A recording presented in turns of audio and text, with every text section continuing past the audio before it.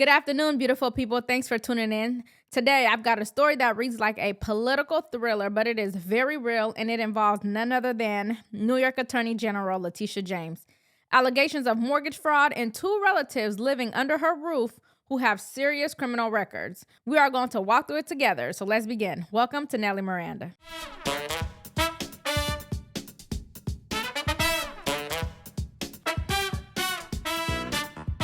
You all already know what's going on. Letitia James was recently indicted by a federal grand jury in Virginia on charges of bank fraud and making false statements to a financial institution. The core accusation: when she bought a Norfolk, Virginia home in 2020, she claimed in her mortgage application that it would serve as a second home, one she would occupy, thus qualifying her for favorable mortgage terms. A small three-bedroom home in Norfolk, Virginia continues to cause trouble for New York State Attorney General Letitia James. Last week, James was indicted by a federal grand jury in Virginia on charges of bank fraud and making false claims to a financial institution. Prosecutors allege the 66-year-old New York prosecutor bought the three-bedroom, one-bathroom Norfolk, Virginia home in August 2020 for roughly $137,000, most of which was financed with a $109,600 loan that prohibited it from being used as a rental investment property. Her ill-gotten gains from the lower mortgage rate amounted to approximately $18,933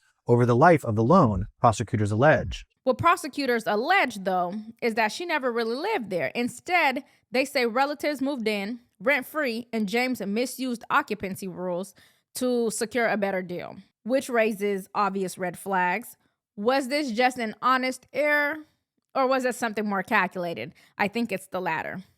But let's move on. Now, let me introduce you to two family members at the center of the storm. First, Nakia Thompson, age 36, often called the Fugitive grandniece. She has a lengthy criminal history. She's been arrested twice for assaulting police officers, has been convicted of grand larceny, and has had numerous traffic infractions. Because she violated her North Carolina probation, she's classified as an absconder, someone who runs away and hides to avoid legal authority or supervision. Yet, she's been living with her children in that very Norfolk home owned by James, reportedly without paying rent. So the person living in Tish James's Norfolk, Virginia residence is apparently her grandniece, a woman by the name of Nakia Thompson. And Ms. Thompson has quite the rap sheet. Back in 2011, Nakia was arrested in North Carolina on assault and battery and second-degree trespassing charges. But according to court records, she skipped out on the terms of her probation. A spokesman for the North Carolina Department of Adult Corrections tells Newsmax that the 36-year-old is an absconder for willfully avoiding supervision by her probation or parole officer, adding that she faces arrest if found in North Carolina, which could trigger the activation of her suspended sentence, meaning that probation she violated could quickly turn into real jail time if she sets foot back in the state. Yet that's not her only run-in with the law. Thompson's criminal history crosses into Virginia as well, including charges for conspiracy to commit larceny, grand larceny, drugs, and possession of burglary tools. We spoke with the neighbor who says that he's lived next to Nakia Thompson for several years now at the Norfolk residence. He told us he's never once seen Letitia James at that house. And that's the legal problem the New York Attorney General finds herself in today, since federal prosecutors allege James committed bank fraud and made false statements to a financial institution by calling the property in question a second home instead of an investment in order to secure a better loan rate. In grand jury testimony, she admitted she didn't pay any rent and said that the arrangement was informal. Meanwhile, the mortgage documents that James signed expressly forbid giving other people control over the occupancy of the home.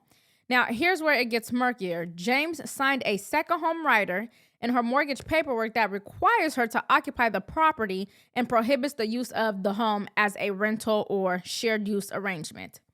Prosecutors allege that James saved nearly $19,000 in interest in favorable terms by classifying the property incorrectly. And do not forget, on her IRS Schedule E tax returns, James listed the same house as a rental property. Rents received, 0 personal use days. But moving along, it's not just Nakia The second relative is Kayla Thompson Hairston, age 21, an OnlyFans model with a checkered record. In April 2024, she was charged with lying on a firearm purchase application, allegedly misrepresenting her criminal history. That charge was dropped after her prior felony was reduced to a misdemeanor. Kayla also pleaded guilty to shoplifting and got a suspended sentence and probation. She, along with her mother, Shamice, lives in a different James-owned property in Virginia. Again, under a mortgage that James says she co-signed and originally claimed that she would be an occupant. When you pull back and look at the big picture, what do you see? To me, it looks like the appearance of a pattern. Two properties, both tied to James, both claimed as her residences or secondary homes in mortgage documents, both housing relatives with criminal histories. To be fair, we don't get to choose our family members or control what they do with their lives. But what we do get to control is our own integrity, the lies we tell, and who we allow to live in properties we may have lied to obtain. I am sure Letitia James never thought her alleged fraud would see the light of day. But now that it has, the fact that a fugitive relative is living in that same fraudulently acquired home make this scandal even uglier. Your niece is literally dodging justice in North Carolina, and you said, "Here, niece, just live in my house." Okay, top cop. James, for her part, is not going quietly. At a rally shortly after the indictment, she got up and declared, sounding just like a pastor, "We see powerful voices, Lord, trying to silence truth, Lord, and punish dissent and weaponize justice for political gain, Lord." And then she added, "I will not bow. I will not break.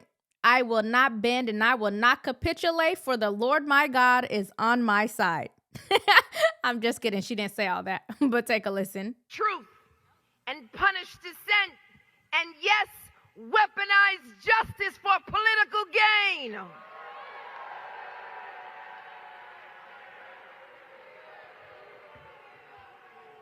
We are witnessing the fraying of our democracy, the erosion of our system of government.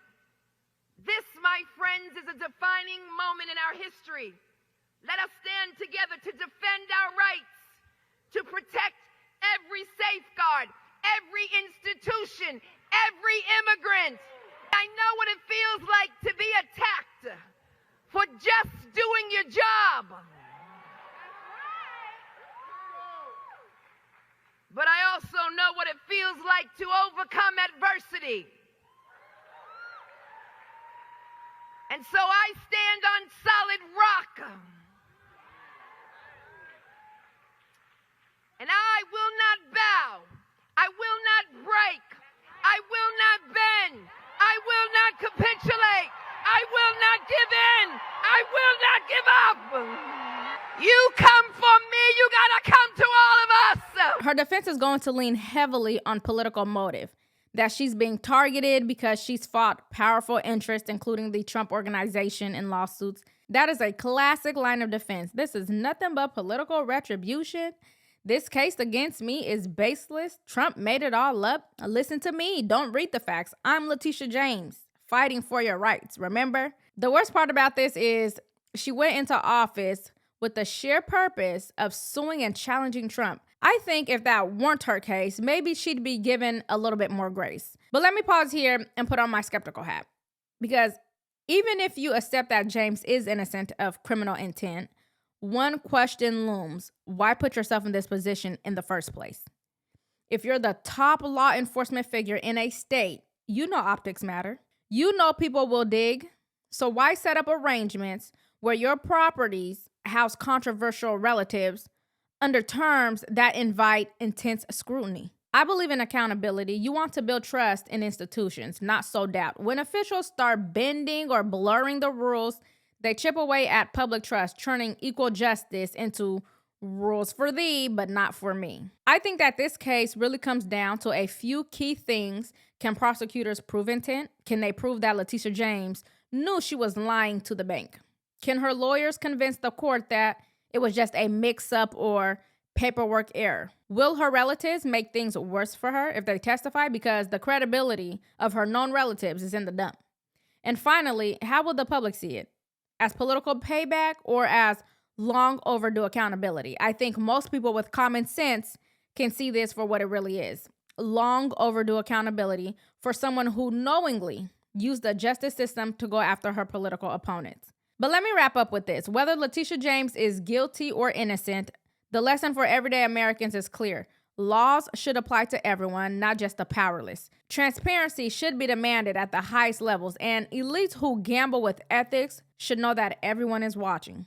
If James is cleared, fine, but clear the record publicly. If she is convicted, let justice play out fully. No protections, no exceptions. Do you see this as political targeting or as overdue accountability?